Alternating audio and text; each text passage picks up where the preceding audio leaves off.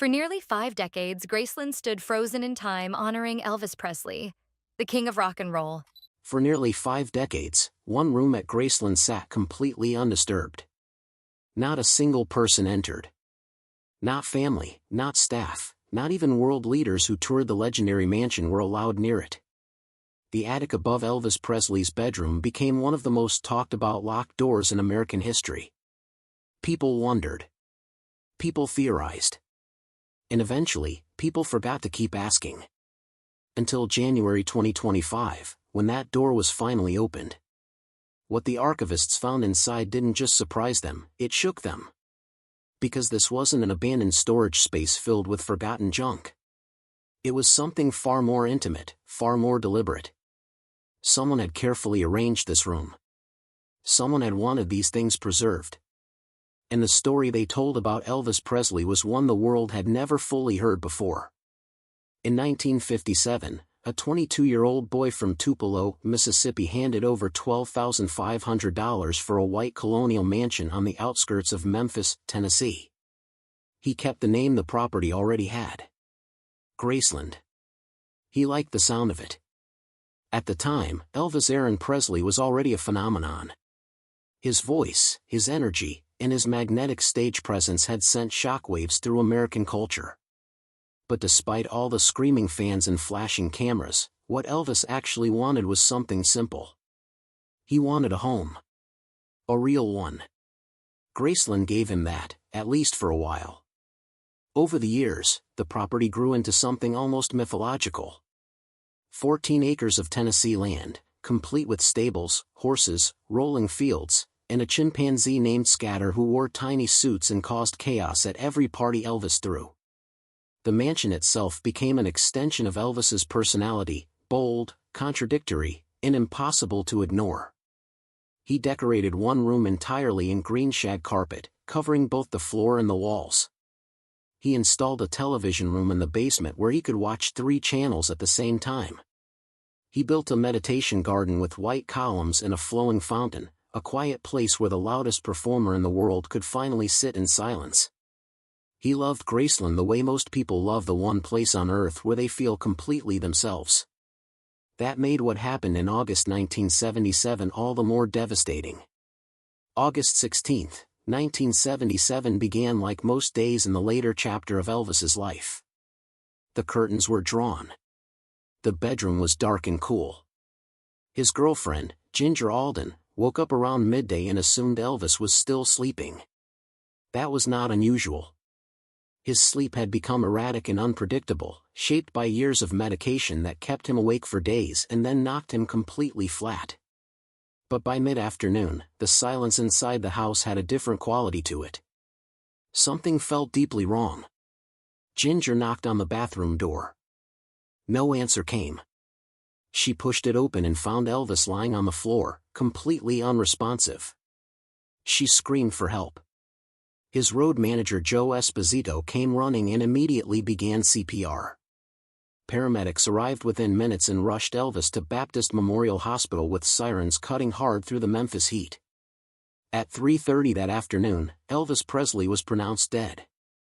He was 42 years old. The official cause of death, announced that same evening by medical examiner Dr. Jerry Francisco, was cardiac arrhythmia, an irregular heartbeat. Natural causes, he said. A short and straightforward answer that raised very uncomfortable questions almost immediately. Because Elvis in his final years was not a healthy man by any measure. He weighed close to 260 pounds. His live performances had become deeply unpredictable. He forgot lyrics in the middle of songs. He struggled to stay on his feet. Backstage, those closest to him watched with growing alarm and too often chose to say nothing at all.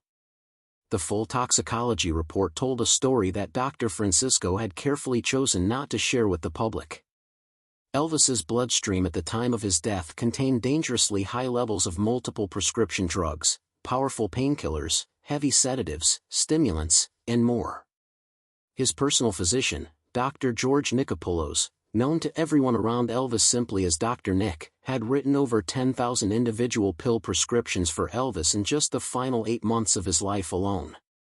The year before that, the number had been even higher, reaching close to 19,000 pills in a single year. Dr. Nick would later stand before medical boards and claim he had been trying to protect Elvis. He argued that managing and controlling his prescriptions was far safer than allowing him to seek those same drugs from unknown sources on the street. The Tennessee Board of Medical Examiners did not accept that explanation.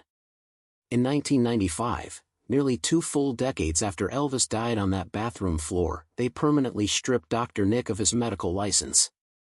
The truth behind exactly what killed Elvis Presley, and who was truly responsible for allowing it to happen, remained murky, bitterly debated, and deeply uncomfortable for everyone connected to it. In the immediate days following Elvis's death, nearly 100,000 fans descended on Memphis from every corner of the country. They lined the streets for miles in both directions. They wept openly outside the tall iron gates of Graceland. They stood in the brutal Tennessee summer heat just to be near the place where he had lived and the place where he had died. Elvis was buried beside his beloved mother Gladys at Forest Hill Cemetery. The funeral procession moved slowly and solemnly through the city streets, and among the mourners walking that day were James Brown, Sammy Davis Jr., Priscilla Presley, and a 9-year-old Lisa Marie Presley, a child far too young to fully understand the size of what she was losing. The peace that followed did not last even 2 full days. In the middle of the night, just 48 hours after the funeral service had ended, a group of men crept into Forest Hill Cemetery and attempted to break open Elvis's tomb and steal his coffin. They were caught before they could succeed, but the physical damage to the burial site was real, and the fear that event planted inside Vernon Presley, Elvis's already heartbroken father, was even more real. Vernon moved fast. Working quietly with local police, he arranged for Elvis and Gladys to be carefully relocated under the complete cover of darkness. They were reburied together inside the meditation garden at Graceland, the private sanctuary Elvis himself had built years earlier as his personal place of peace. It seemed like the right place. Quiet. Protected. Hidden from the world that had never really left him alone. Then Vernon turned Graceland itself into a fortress. New alarm systems were installed throughout the property. Guards were hired to protect the grounds at every hour of the day and night. Large sections of the mansion were permanently sealed off and declared off-limits, most significantly the entire second floor and the attic space directly above it. Elvis's bedroom, the bathroom where he had died, and every corner of his most personal living space were to remain untouched and unvisited indefinitely, the family said, out of simple respect and privacy. When Graceland opened its doors to the paying public in 1982, following Vernon's own death, visitors were warmly welcomed into the kitchen where Elvis made his famous peanut butter and banana sandwiches, into the bold and unusual jungle room, into the basement television den, and out to the meditation garden where they could stand quietly at his grave. They could see his gold records. They could admire his rhinestone jumpsuits behind glass. But they could never go upstairs. The velvet rope across the staircase was always in place. The attic door at the top of the house was always shut tight. Tour guides gave every curious visitor the exact same answer, year after year. The upper floor is private, out of respect for the family. For 48 years, without a single exception, that answer held firm. When Riley Keough, Elvis's granddaughter and the sole legal heir to his estate following her mother Lisa Marie Presley's death in January 2023, finally gave her authorization for a professional team of archivists to enter the attic in January 2025, the people chosen for that task genuinely did not know what they were about to walk into. Some expected dust and disorder. Some expected forgotten promotional materials or old stage costumes left behind and never retrieved. What they found was neither of those things. What they found was not chaos, not neglect, not a room that time had simply abandoned. It was a room that someone had deliberately and carefully constructed with a clear and private purpose. The attic stretched across the full width of the entire top floor of the mansion, much larger than any of them had anticipated. Heavy blackout curtains hung across all of the dormer windows, blocking every trace of outside light. The walls were plain bare wood. The floor had nothing on it. In one corner, a small air conditioning unit was still quietly running, still humming steadily as it had been for nearly 5 decades. The grounds maintenance crew at Graceland had kept that unit functioning through all those years without ever once stepping through the door to understand why it had been left operating.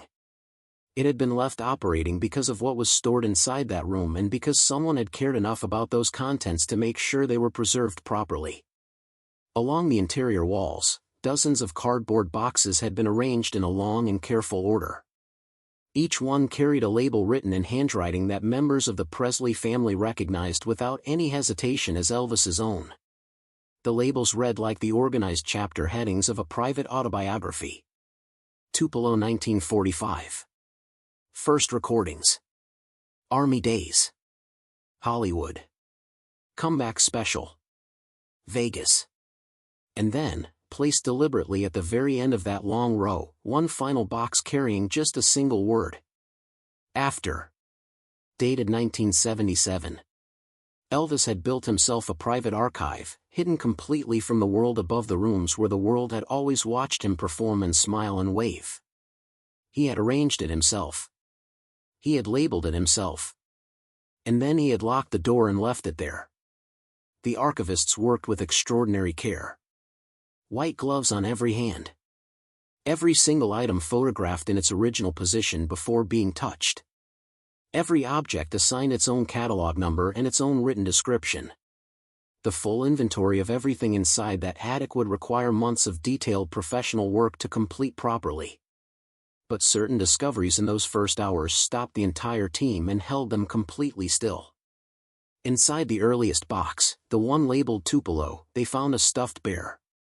It was old and heavily worn, missing one of its button eyes entirely, and covered across its body in several small sewn patches made from mismatched fabric scraps. Family records and personal accounts confirmed for the archivists exactly what they were holding. This was the toy that Elvis Presley had carried with him through the hardest years of his Mississippi childhood, through poverty so deep that some weeks his family did not have enough to eat. His mother Gladys had made each of those patches herself, cutting small pieces of fabric from her own worn dresses and carefully sewing them into place by hand. The faded floral patterns from those dresses were still faintly visible on the bear's chest and along its arms. In 1938, when Vernon Presley was sent to prison after being convicted of altering a check, Gladys was left alone with her young son and almost no money at all. Through those frightening and uncertain months, that bear was the one thing young Elvis held on to. He had never let it go. He had kept it quietly for the rest of his life and brought it with him to Graceland, where he placed it in a box and hid it above everything else he owned, in a space where no collector or journalist or fan could ever find it and strip away what it meant to him. Inside the Army Days section, the archivists carefully lifted out a Bible whose spine had been broken through years of heavy use and repaired with several wraps of black electrical tape. This Bible had belonged to Gladys Presley, and she had pressed it into her son's hands herself in 1958 on the day he was inducted into the United States Army and sent away from home for the first time in his life. Inside the front cover, in her own handwriting, she had written him a personal message asking him to keep his faith close during his time in service. Throughout the pages of that Bible, Elvis had left behind the evidence of years of private and searching thought. Verses were underlined. Margins were filled with handwritten questions and half-formed answers. Short personal prayers were scribbled in pencil between the printed lines. Brief and honest notes to himself about doubt and belief and the things he could not understand. The very last handwritten entry in those pages was dated just a few days before his death in August 1977. It was written in the margin beside the opening lines of Psalm 23. A leather-bound yearbook from Humes High School in Memphis emerged from another section of the attic. As a student, Elvis had almost never signed classmates' yearbooks. He was quiet, self-conscious, and frequently mocked by other kids for the way he dressed and the unusual music he listened to and tried to play. But this particular yearbook had been given to him, not the other way around, and its pages were filled with handwritten notes from fellow students addressed directly to Elvis himself. Many of them were encouraging. One note, written in faded blue ink near the back of the book, said only this: "Keep singing, Elvis. You are going places." Someone had looked at that shy, awkward kid from a poor family and seen something real and worth believing in. Elvis had kept that message for the rest of his life. Inside the Hollywood section of the attic, the archivists found a leather jacket. It was the jacket made specifically for Elvis to wear during the filming of Jailhouse Rock, one of the most photographed and most recognized garments in the history of popular music. Images of Elvis wearing that jacket had been printed on posters and magazine covers and album sleeves around the world. But folded carefully inside the jacket's inner pocket was something that had never appeared in any photograph and had never been seen by anyone outside of Elvis himself. It was a small piece of paper, handwritten, and it carried just 8 words. Wear this when you need to disappear. Elvis had spoken at various times throughout his life about the suffocating weight of his own fame, about the impossibility of simply walking through a door or sitting in a room without being immediately recognized and surrounded. This jacket, and the private instruction he had written and tucked inside it, revealed how he had quietly managed that weight on his own terms, in small and personal ways that the world was never meant to know about. Deep inside the Vegas section, carefully placed beneath stacks of performance documents and show memorabilia, the archivists discovered a sealed medical file. The cover of that document was stamped with a single bold word: confidential. It was dated 1974. The full contents of that file remain under active review by the Presley estate and have not yet been made available to the public. But the information visible on the cover page alone was striking. It referenced serious and significant concerns about Elvis's heart and called in direct language for him to make immediate and major changes to every aspect of the way he was living his life. That document was written and sealed in 1974. Elvis Presley stood on stages in front of tens of thousands of screaming fans for 3 more years after the day that file was put away and never opened again. There has always been a version of Elvis Presley's story that the world was given permission to see and to keep. The white jumpsuits studded with rhinestones. The curled lip and the heavy-lidded eyes. The voice that arrived like something from another world and permanently rewrote the sound of American music. The slow and painful unraveling of a man who had become too large for any life to comfortably hold. The death at 42 in a house full of people who loved him and could not save him. That version of the story is true. Every part of it happened exactly as it has been told. But it has never been the whole story. It was never meant to be. The attic above Graceland held a version of Elvis that was never performed for anyone, never packaged for sale, and never offered to the millions of people who believed they knew him. It held a boy who carried a patched stuffed bear through years of poverty and never let it go because it was the one thing that reminded him of who he had been before the world decided who he was going to be.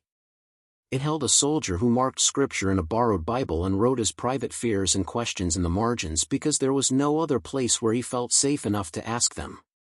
It held a teenager who kept one encouraging note from a classmate who had believed in him at exactly the moment when belief was the thing he needed most and had the least of. It held a performer who wrote himself a quiet instruction to disappear when the performance became too much to sustain. It held a sick man whose doctors knew in 1974 what was coming and did not stop it. These things were not placed in that attic by a legend. They were placed there by a person. A specific and private and deeply human person who happened to spend most of the years of his life being one of the most watched and most mythologized figures in the history of modern culture. For 48 years, that person waited in carefully labeled boxes in a locked room above everything that Graceland showed the world.